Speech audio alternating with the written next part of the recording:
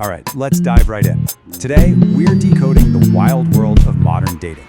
It's a place that can feel super exciting, but let's be real, it can also be incredibly confusing. It seems like everyone's got a secret strategy, but finding one that actually feels right for you, that's the real challenge. You know, we live in this age where we're just drowning in information. So naturally, when we want answers, we go looking for data.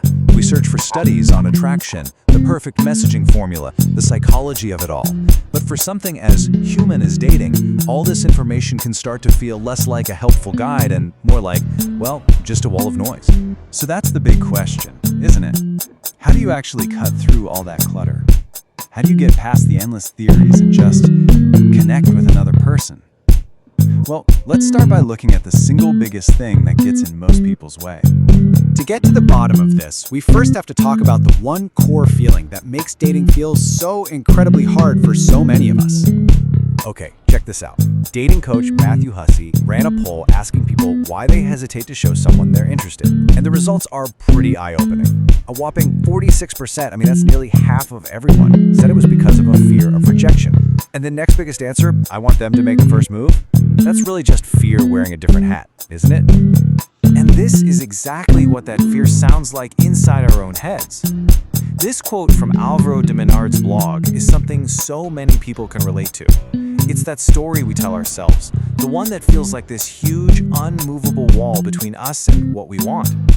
De Menard actually calls this the yes but prison, and it's such a perfect name for it.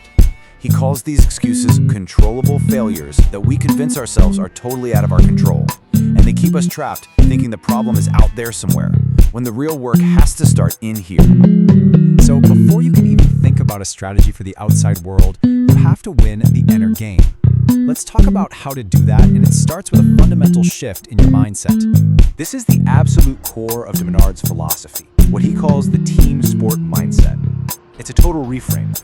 So instead of seeing dating as this high-stakes battle where you have to use the right tactics to win, you start seeing it as a team sport.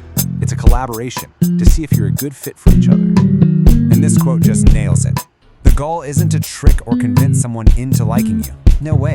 The goal is to find the person who already gets you, who already wants the same things you do.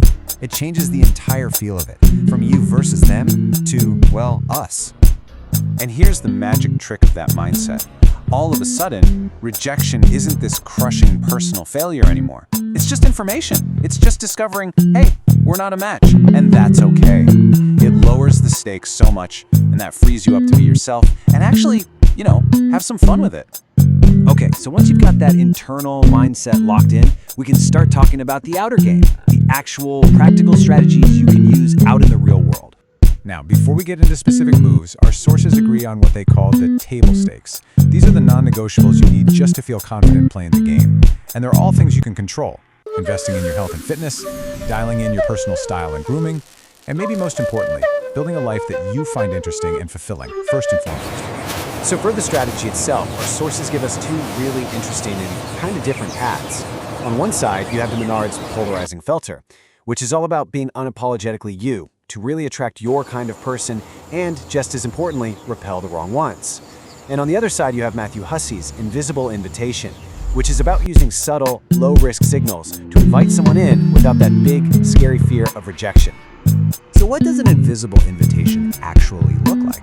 Well, here are a few of Hussey's classic examples. It could be something as simple as a brief touch on their arm when you're making a point, or, leaning in for a moment to close the space between you and then leaning back out. It can even be upgrading a normal friendly touch, like a brief head on the shoulder, or creating a little inside joke just between the two of you. They're all small ways to test the waters without having to do a cannonball.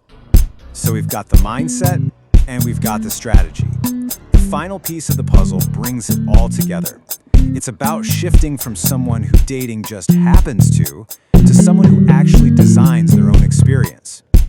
Oh, I love this quote from de Menard. He basically says that the best relationships don't just happen by accident. They're built. They're built by two people who are actively, consciously choosing to be there and designing the kind of connection they want to have, instead of just falling into old habits. And that, right there, is the biggest takeaway from all of this. Dating is not some passive thing that's controlled by fate or luck. It's a skill. Just like any other skill, by shifting your mindset away from fear and by using intentional strategies, you get to be in the driver's seat. You can absolutely get better at this. So, the only question left is the one you have to answer. With a new way of thinking and some new tools in your pocket, you're the architect now. So, what kind of dating life, what kind of connection are you going to design?